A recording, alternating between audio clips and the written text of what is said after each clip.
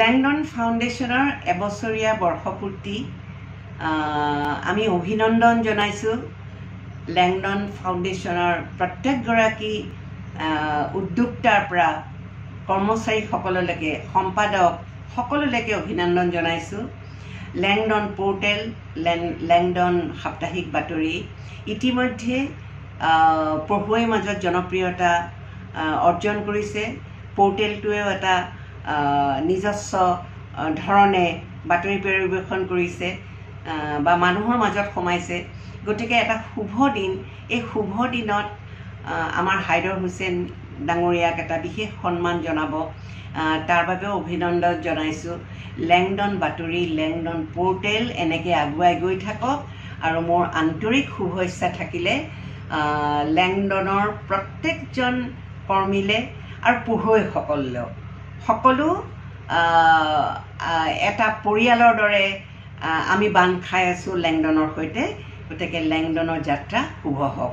মোৰ আন্তৰিক শুভেচ্ছা আৰু অভিনন্দন জ্ঞাপন কৰিলোঁ। নমস্কাৰ। এটা বছৰ সম্পূৰ্ণ কৰিলে লেংডন বাতৰিয়ে। লেংডন বাতৰিৰ প্ৰথম বৰ্ষপূৰ্তি উপলক্ষে লেংডন বাতৰিলৈ শুভেচ্ছা জনালে বিশিষ্ট সাহিত্যিক সাংবাদিক অনুৰাধা শৰ্মা পূজাৰী। লেংডন বাতৰিৰ প্ৰথম বৰ্ষপূৰ্তি উপলক্ষে অহা 12 মে সোমবাৰে গুৱাহাটীৰ জ্যোতি চিত্ৰবনৰ ৰুদ্ৰ বৰুৱা প্ৰেক্ষাগৃহত উদযাপন কৰিবলৈ লোৱা হৈছে প্ৰথম বাৰ্ষিক প্ৰতিষ্ঠা দিৱস। প্ৰথম বাৰ্ষিক প্ৰতিষ্ঠা দিৱসত উপস্থিত থাকিব বিশিষ্ট সাহিত্যিক অনুৰাধা শৰ্মা পূজাৰী। এক গাম্ভীৰ্যপূৰ্ণ অনুষ্ঠানত ৰাজ্যৰ প্ৰবীণ সাংবাদিক হাইদৰ হুছেইনক প্ৰদান কৰা হ'ব 2025 বৰ্ষৰ লেংডন বাতৰিৰ সাংবাদিকতা বঁটা।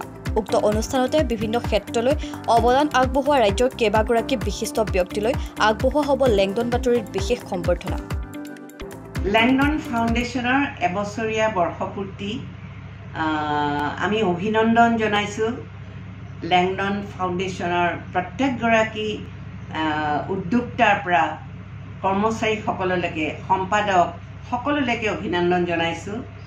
লেংডন পোৰ্টেল, লেংডন সাপ্তাহিক বাতৰি ইতিমধ্যে পঢ়ুৱৈৰ মাজত জনপ্ৰিয়তা অৰ্জন কৰিছে।